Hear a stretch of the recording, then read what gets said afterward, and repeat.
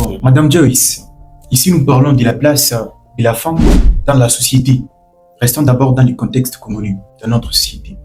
Selon vous, quelle doit être la place de la femme? En tout cas, déjà pour commencer, Ok. en tant que féministe et dans ce livre même d'ailleurs, Vous parlez de Joséphine Katanda, oui, femme de valeur, sa mission, sa place. voilà. Elle a évoqué les appréhensions de la femme dans la société. Ok. La femme, ce n'est pas qu'un physique. La femme, ce n'est pas qu'une personne qu'on peut exhiber. Ah. Comme quoi, regardez celle qui est à mes côtés. Regardez comment elle est belle. Regardez comment elle est formée. Mais la femme, c'est un tout de compétences. La femme, c'est un tout de capacités. Des capacités même qu'on dirait qu'un homme n'a pas. Parce que, Madame Joyce, un instant. parce que elle est née avec la capacité de la maternité. Le féminisme, ce n'est pas une guerre contre l'homme. C'est une idéologie, bien sûr. C'est une idéologie, Très bien. une lutte des droits Yeah. qui peut être aidée aussi par les hommes. Comme le disait l'ex-président de la France, M. Nicolas Sarkozy, c'est croquignolesque et c'est de la merde. Il faut aussi arrêter de croire qu'on étudie pour être le badge de quelqu'un. La femme n'est pas le sexe, la femme n'est pas les seins, la femme n'est pas les fesses, la femme c'est l'esprit, la femme c'est l'idée, la femme c'est l'idéologie, la femme c'est une mission de vie, la femme c'est une solution aux problèmes de la société. Merci.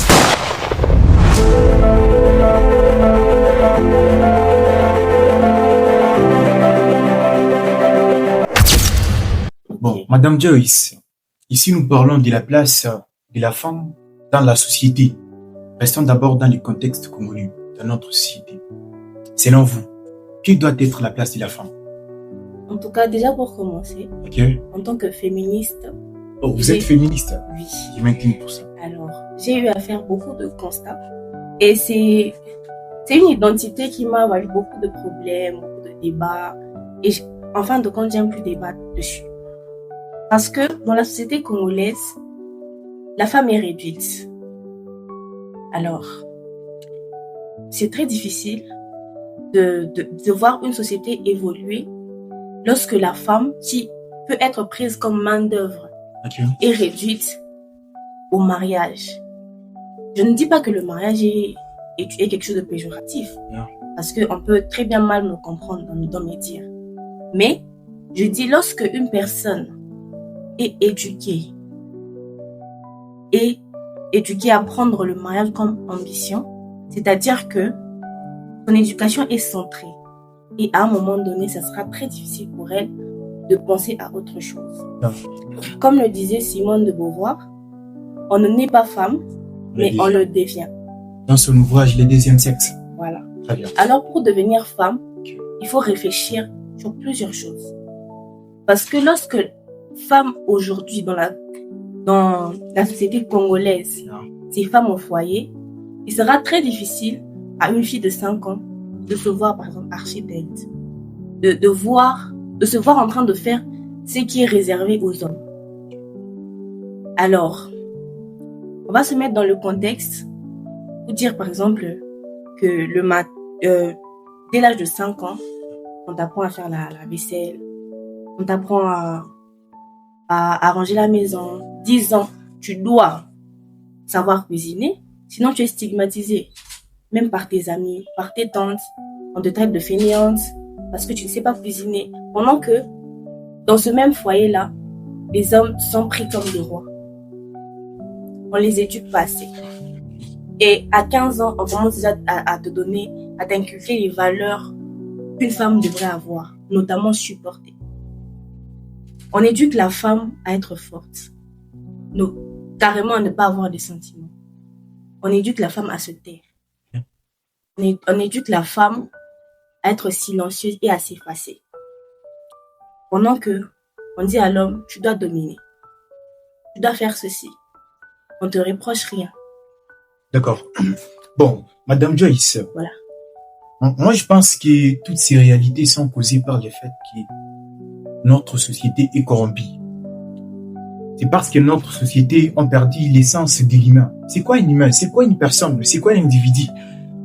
C'est parce que nous avions perdu toutes ces connaissances-là qu'on se retrouve dans une conjoncture où on voit la femme comme un outil de production, dans une conjoncture où on voit la femme comme une femme ménagère, dans une conjoncture où on est en train de réduire la personnalité de la femme à quelque chose qui n'est pas à sa juste valeur.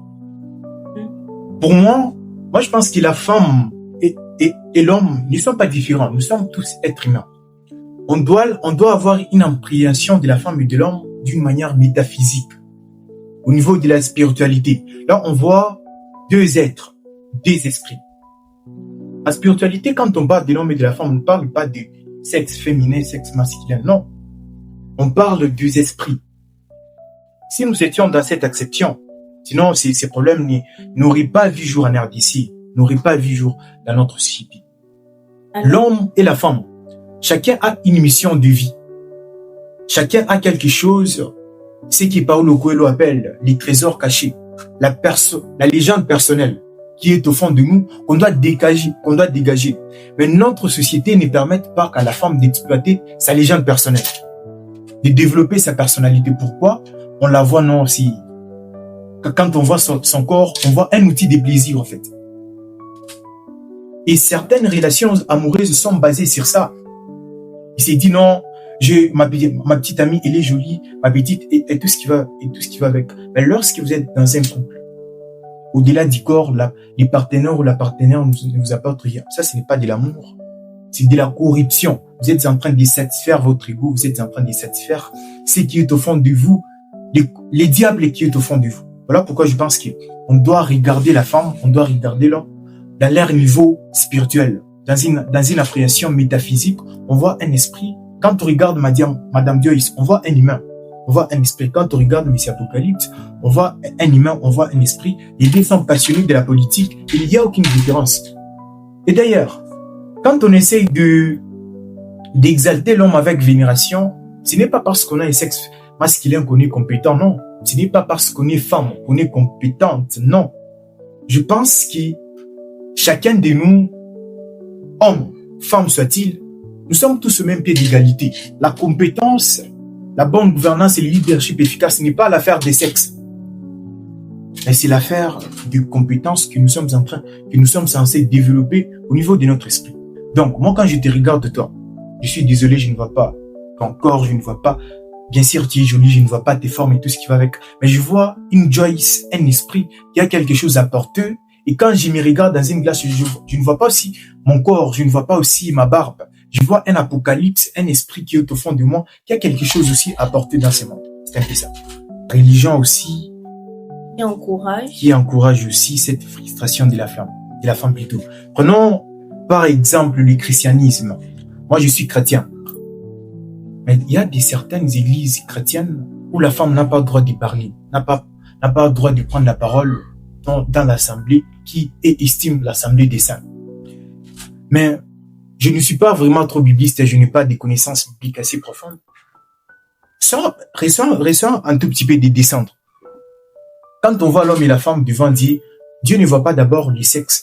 Dieu voit les âmes. Il voit les âmes qu'il a sauvées par les trichements de son fils Jésus-Christ. Maintenant, comment est-ce que ces églises-là se permettent de dire la femme ne doit pas prendre la parole? Sinon, la femme, c'est une créature, je ne sais pas quoi, inférieure, une créature, enfin, puisque même l'histoire de la Bible le dit. Donc, la première personne à pouvoir pécher dans ce monde, c'était la femme.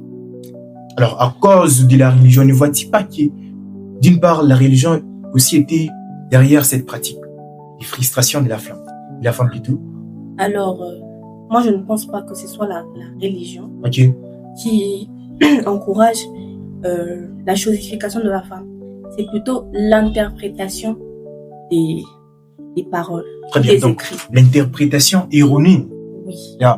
Parce que lorsqu'on interprète la Bible, il faut toujours contextualiser. Contexte. Oui. La Bible a été écrite dans quelle période? Dans quel contexte?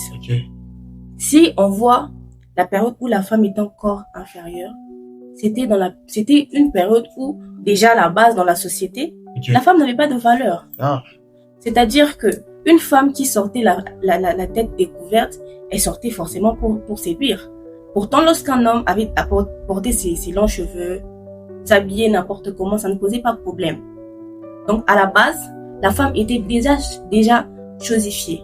Alors, on refusait qu'elle puisse proclamer la parole de Dieu parce que déjà qu'elle est sexualisée, si elle se met devant pour parler d'un sujet qui va édifier, on ne va pas la prendre au sérieux. On regardera à son physique et au final, le message ne sera même pas captivant. C'est plus son corps qui va retenir toute l'attention. C'est ça le problème de la société. C'est que il faudrait d'abord arrêter de voir la femme comme une chose. Parce que moi, ça me choque qu'une femme se fasse violer ou bien V et on lui demande comment elle est habillée. Je prends exemple du viol de notre sœur de l'IEC. J'avais suivi cette problématique sur les réseaux sociaux. Et j'ai eu le temps... Vous parlez de la dame qui a été violée à Kobesi? Non, à l'IEC, par ces jeunes garçons. Alors, laissez-moi finir. Donc, j'ai eu le temps de parcourir les commentaires suite aux témoignages de différentes personnes. Et les gens demandaient pourquoi est-ce que une fille de cet âge pouvait être dans un bar à cette heure-là. Pourquoi elle prenait la bière alors que on ne sait pas ce que les gens vivent au quotidien. Et dans une société où on prétend avoir des droits, on prétend avoir l'égalité, chacun devrait avoir le libre arbitre de ce qu'il fait.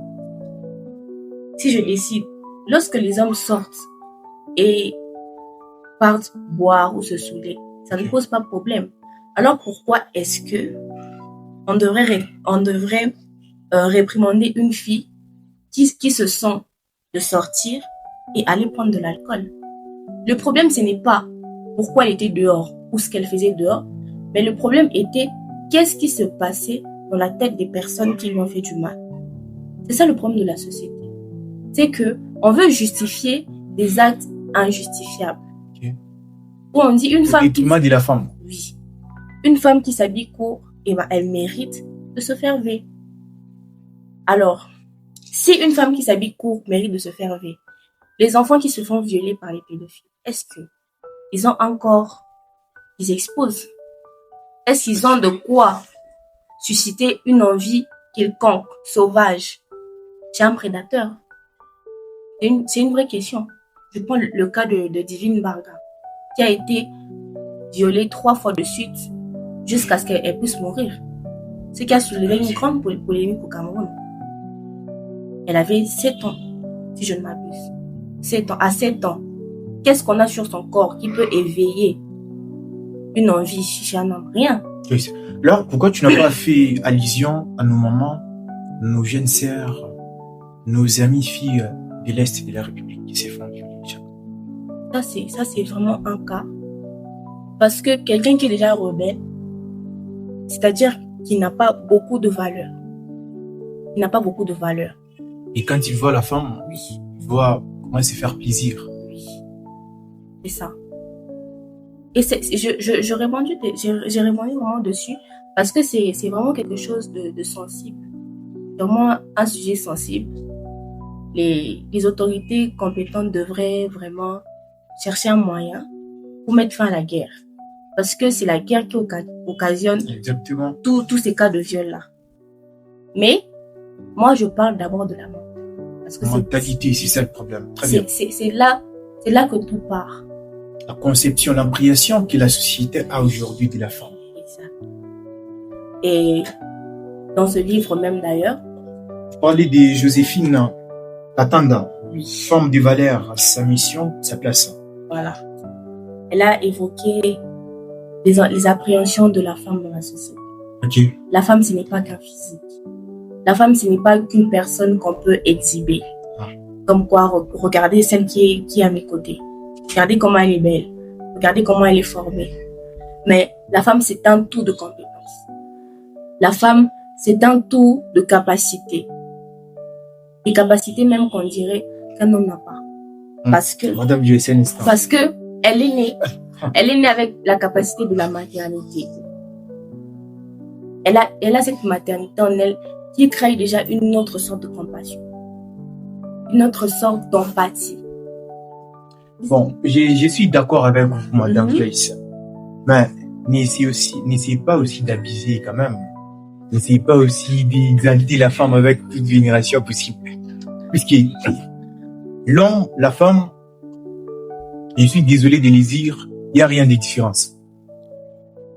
Et quand vous dites non, la femme, elle est plus forte que l'homme, c'est comme si vous voulez une société pour renverser celle-ci, donc de faire les changements, de permettre donc que cette appréciation qu'a la société congolaise aujourd'hui, pour la femme, qu'elle soit ainsi pour l'homme. Non.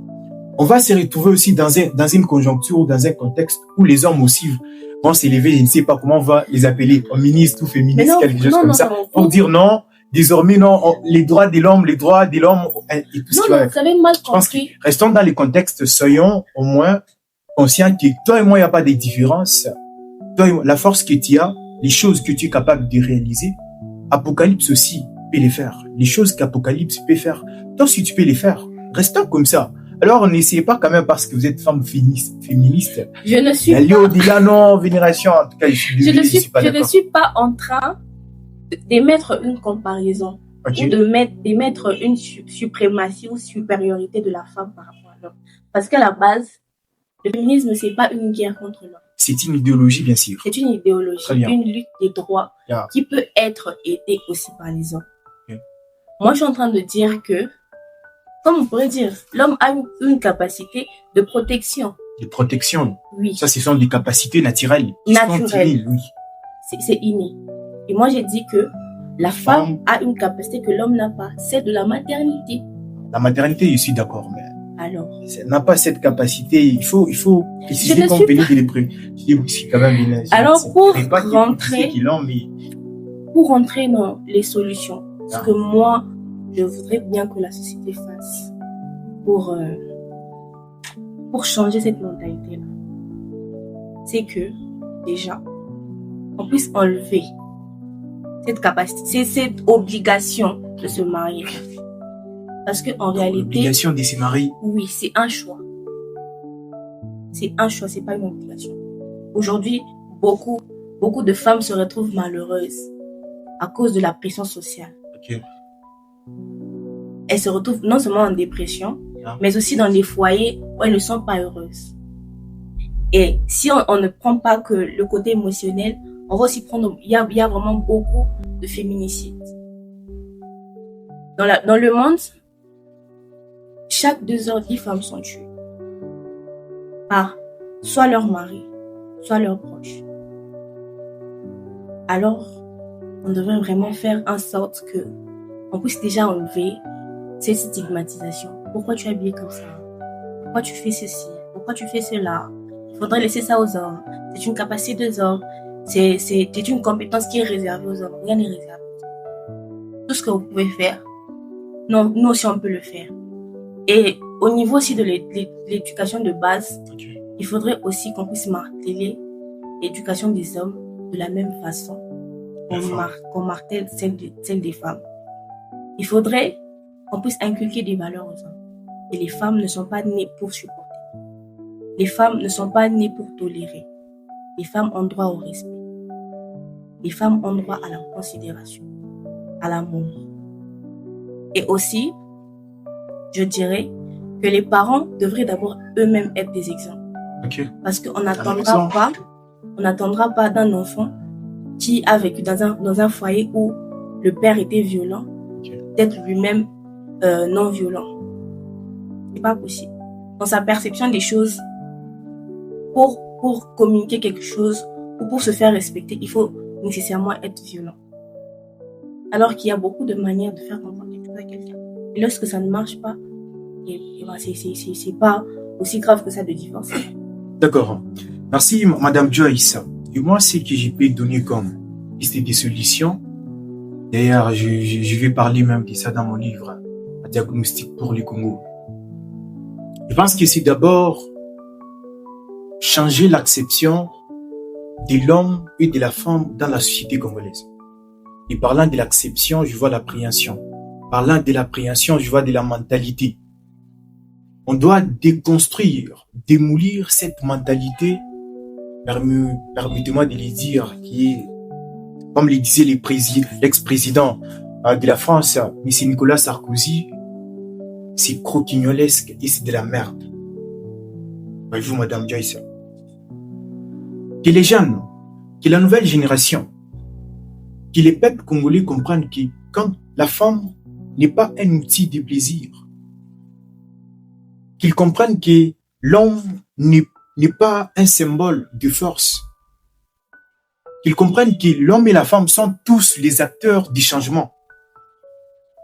Nous sommes tous acteurs du changement, puisque dans notre société, quand on dit non, la femme, donc, et bizarrement, on connaît même la routine de la femme.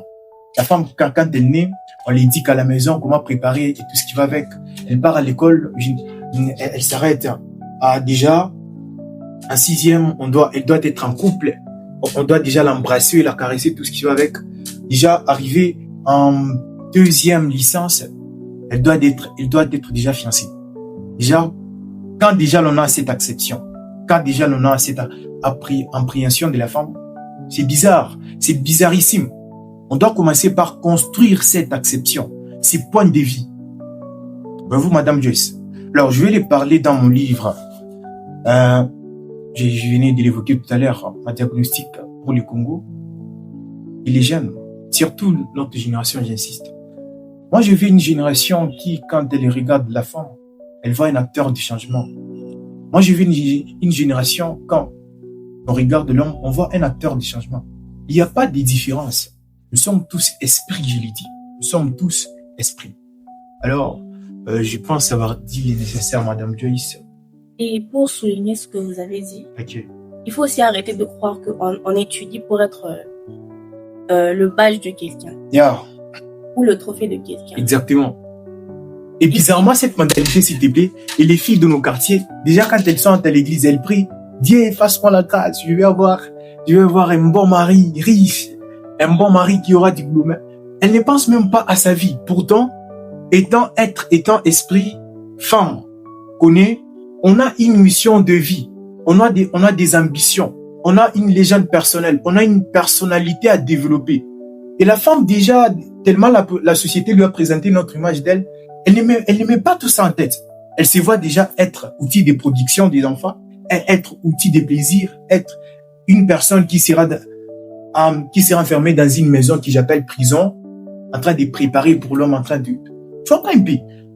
Je pense que cela revient maintenant à toi et moi.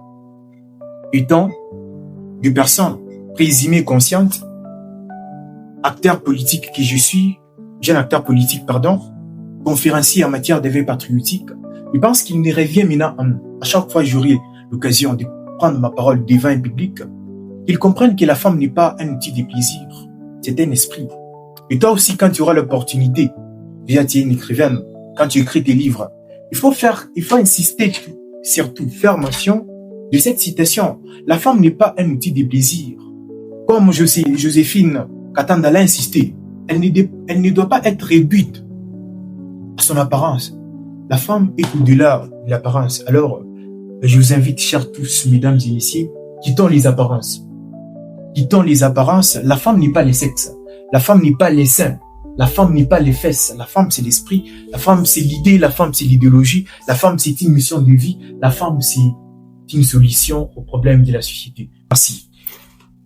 Merci.